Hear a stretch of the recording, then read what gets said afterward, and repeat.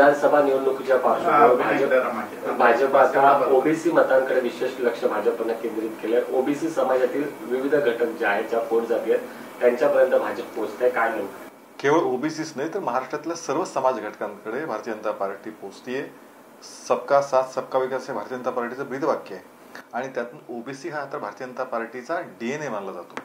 त्यामुळे ओबीसी समाजातील विविध समाज घटक, त्या सर्व समाज घटकांसाठी भारतीय जनता पार्टीने आतापर्यंत केलेलं काम, त्या समाजातील वेगवेगळ्या लाभार्थ्यांपर्यंत पोहोचण्याचा प्रयत्न, ज्यातून जो ओबीसी समाज कायम भारतीय जनता पार्टीचा पाठीराखा आहे, त्यांचा आशीर्वाद पुन्हा एकदा भारतीय जनता पार्टीला मिळावा, यासाठी मला वाटतं भारतीय जनता पार्टी निवडणुकीच्या पार्श्वभूमीवरती एक ओबीसी मतदारांपर्यंत जाते।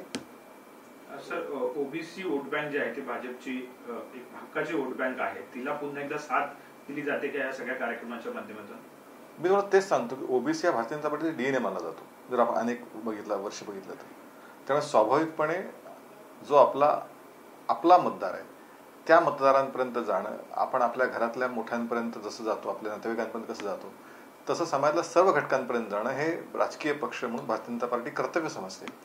भारतीय जनता पार्टीची ही भूमिका नेहमीच राहिलेली आहे की जी विकासाची कामं आपण केली ती लोकांपर्यंत पोहोचवली पाहिजेत। आपण लोकांना उत्तरदायी आहोत, त्यामुळे विविध घटक समाजाचे, मग ओबीसी आहेत, बाकी अन्य घटक आहेत, त्या सर्व घटकांपर्यंत जाणं, त्यांच्यापर्यंत संवाद साधणं, त्यांच्याशी त्यांच्या काही ज्या गोष्टी त्या समजून घेणं, यासाठी भारतीय जनता पार्टी नेहमीच प्रयत्नशील असते।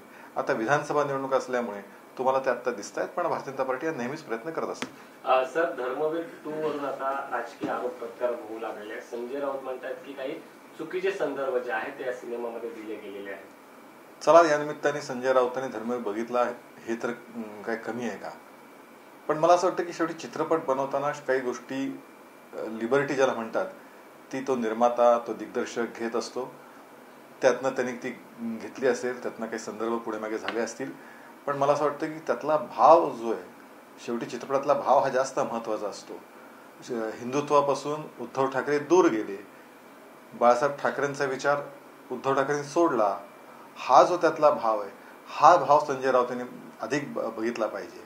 नुसता पिक्चर बघून त्यातल्या संदर्भावर चर्चा करण्यापेक्षा चित्रपटाचा भाव जो आहे किंवा एकूण मूळ जो विषय आहे की उद्धव ठाकरे का त्यांनी हिंदुत्व सोडलं, सत्तेसाठी, खुर्चीसाठी, याचा विचार, याची उत्तरं संजय राऊतांनी आधी दिली पाहिजे। सर, त्यातला एक सीन आहे, त्यामध्ये एकनाथ शिंदे आनंद दिघेला म्हणतात की खरा वारसदार जो आहे ते राज ठाकरे होते, परंतु त्यावेळी जेव्हा त्यांना डावललं गेलं तेव्हा आवाज का उठवला गेला नाही, असं एक त्या डायलॉग दाखवण्यात आलेला आहे। परंतु आनंद दिघे यांचा मृत्यू जो आहे तो 2001 ला झाला आणि उद्धव ठाकरे यांना कार्याध्यक्ष जे आहे ते 2003 ला गेलं म्हणजे कुठेतरी हे सगळं खोटं दाखवलं गेलं असा विरोधकांचा आरोप केला। नाही, माझं म्हणणं आहे की ती प्रक्रिया, समजा कार्याध्यक्ष बनण्याची प्रक्रिया 2003 ला पूर्ण झाली असेल, पण त्याच्या आधीपासून महाबळेश्वरला अधिवेशन झालं तर त्याच्यामध्ये एक त्या प्रकारची घोषणा, चर्चा त्यावेळेस झाली होती।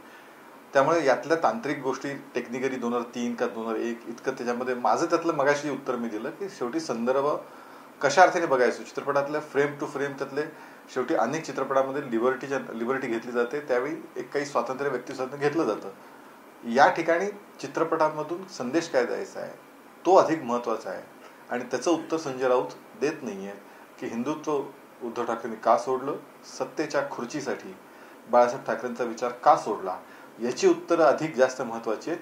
ते याने आधी विचारलं का नंतर विचारलं या टेक्निकल गोष्टीपेक्षा।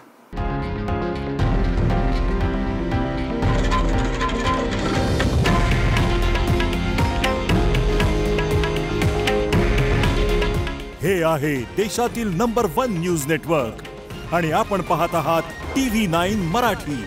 काळजी तुमची, हित महाराष्ट्राचं।